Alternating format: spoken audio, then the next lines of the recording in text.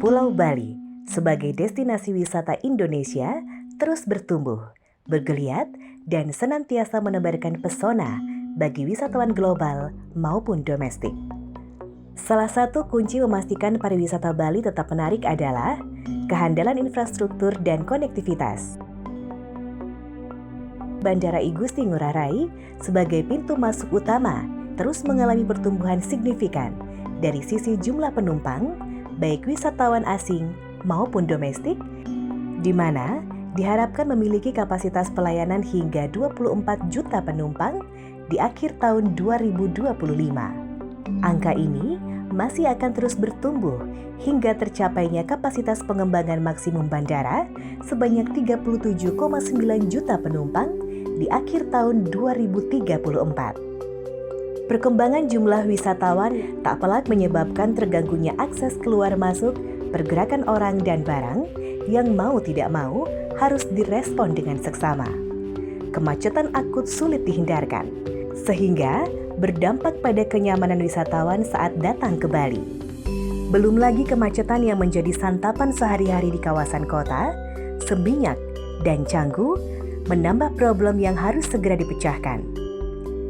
Pilihan moda angkutan umum massal yang berbasis kereta ramah lingkungan diharapkan sebagai opsi pemecah masalah yang mutlak harus dilakukan.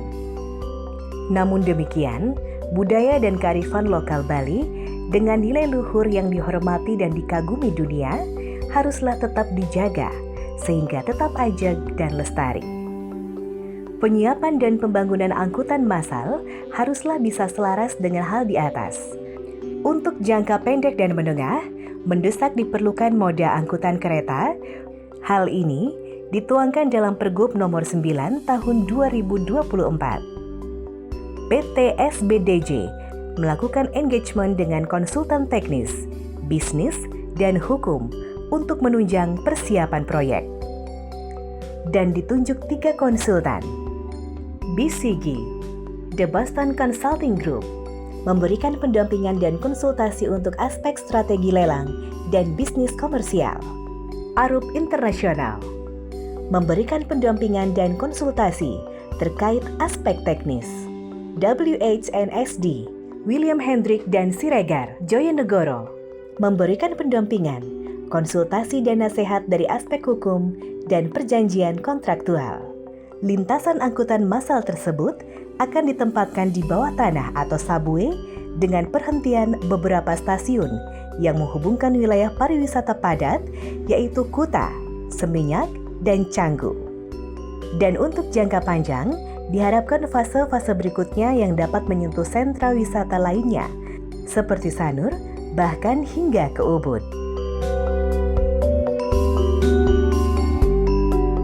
Layanan transit yang terintegrasi di Sentral Parkir Kuta berupa kawasan Transit Oriented Development atau TOD yang diprakarsai oleh pemerintah Provinsi Bali dan Kabupaten Badung menjadi daya tarik investasi yang kuat.